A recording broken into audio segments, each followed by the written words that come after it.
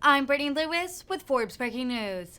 On the Senate floor Wednesday, Senator John Cornyn blamed the Biden administration for what he described as a humanitarian crisis on the southern border.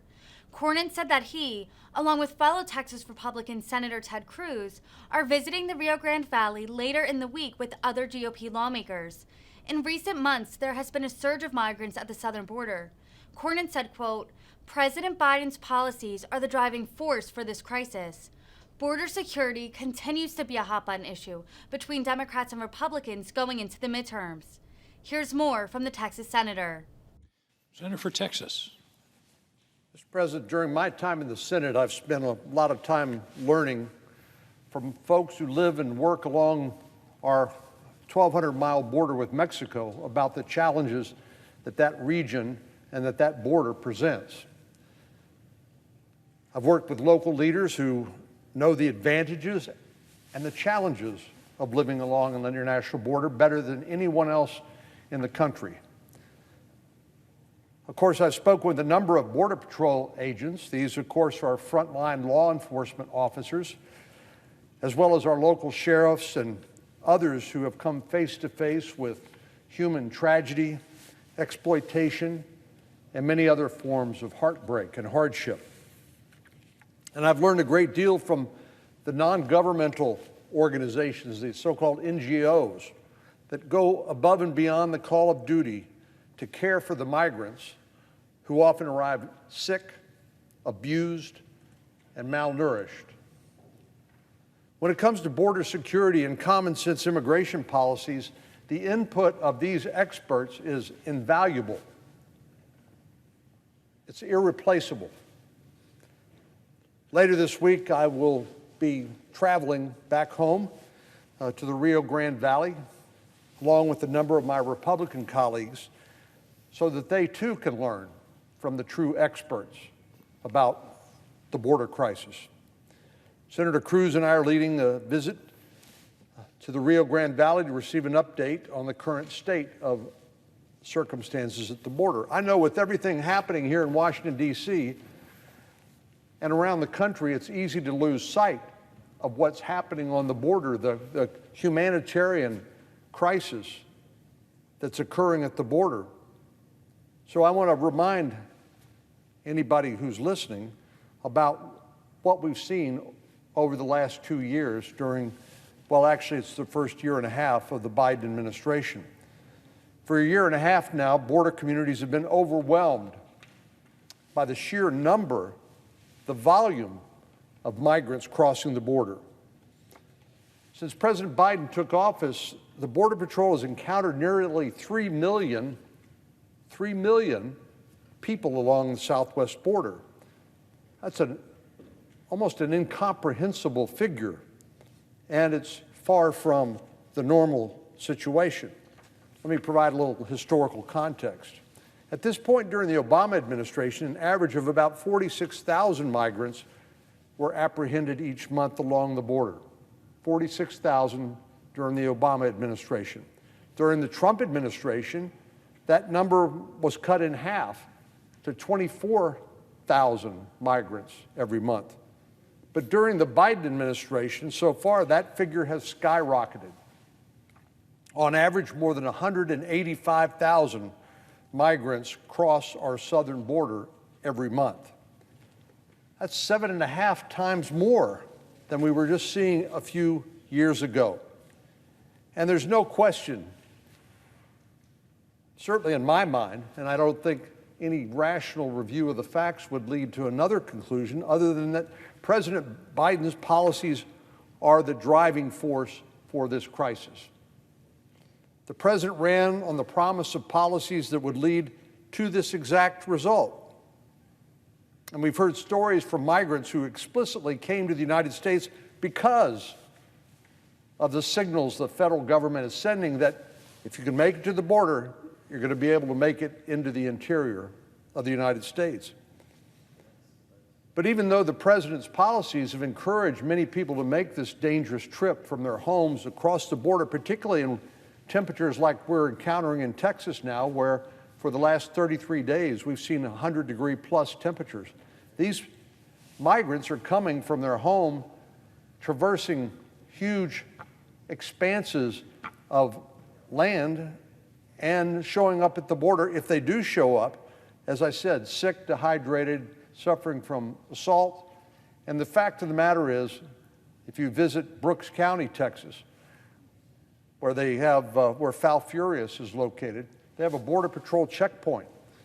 And what the coyotes do, that's the name given to the human smugglers, is they'll transport people from the stash houses on this side of the border up the highway, but then before they get to the border checkpoint where the Border Patrol is, they'll tell all the migrants to get out of the vehicle, and here's a jug of water and maybe a power bar, and we'll see you on the north side. And they'll have to walk around the checkpoint and then reconnect with the coyote, with the smuggler on the north side. But the fact of the matter is that a number of these individuals don't make it. They die in Brooks County from exposure. Certainly the coyotes, who cares nothing about humanity but only about money, if someone's sick or lame or can't keep up, they get left behind to die.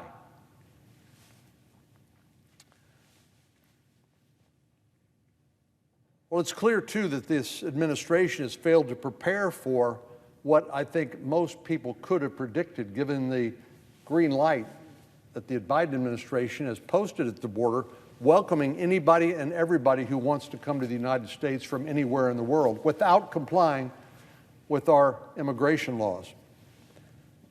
When thousands of people are crossing the border every day, it overwhelms the Border Patrol's capabilities. That's part of the plan.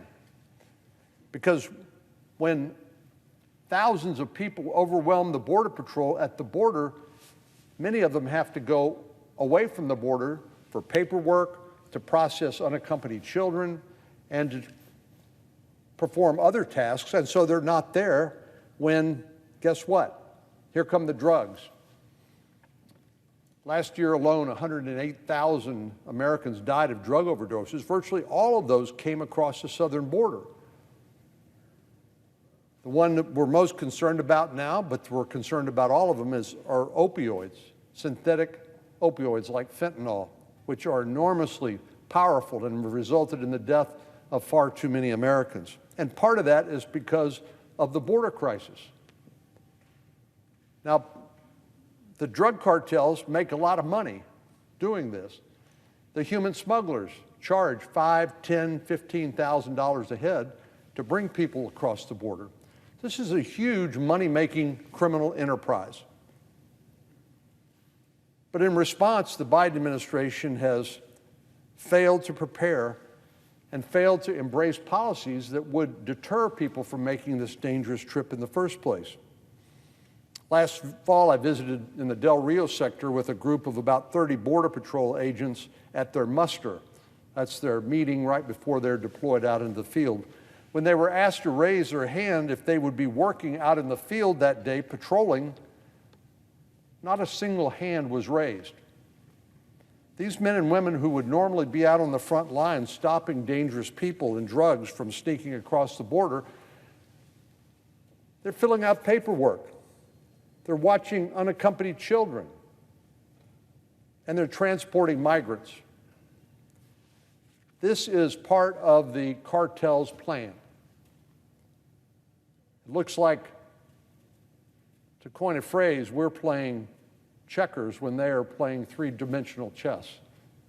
The cartels have simply adapted their policies to exploit what they see as weakness at the border. This is a dangerous situation. If Border Patrol agents are caring for unaccompanied children, obviously they can't patrol the front lines. If they're knee-deep in paperwork, they can't stop criminals and drugs from coming across the border. And the chaos at the border provides an excellent camouflage and disguise for dangerous people coming across. Gangs, cartels, criminal organizations are paying close attention. They see the gaps, some of which they create themselves, and they're taking full advantage. Every day, criminals attempt to sneak across our border. The dedicated men and women of the Border Patrol arrest a number of them if they can locate them. Many of them get away. But since October, agents have apprehended more than 450 gang members. But as we know, they're outnumbered and overwhelmed, meaning that countless others slip through the cracks. According to some reports, more than 300,000 migrants evaded Border Patrol between October and the end of March. That's 300,000 on top of the 3 million that I mentioned a moment ago that have been encountered during the Biden administration. So that's 300,000 additional who have evaded Border Patrol in just 6 months. These are known as gotaways, the ones Border Patrol sees on surveillance cameras, but the number could well be significantly higher. The cartels and the human smugglers who help people illegally enter our country are not fools. They pay close attention to the rhetoric of the president and politicians here in Washington, and they watch television from their home country and see that people who show up at the border can, by and large, enter the country without any consequences.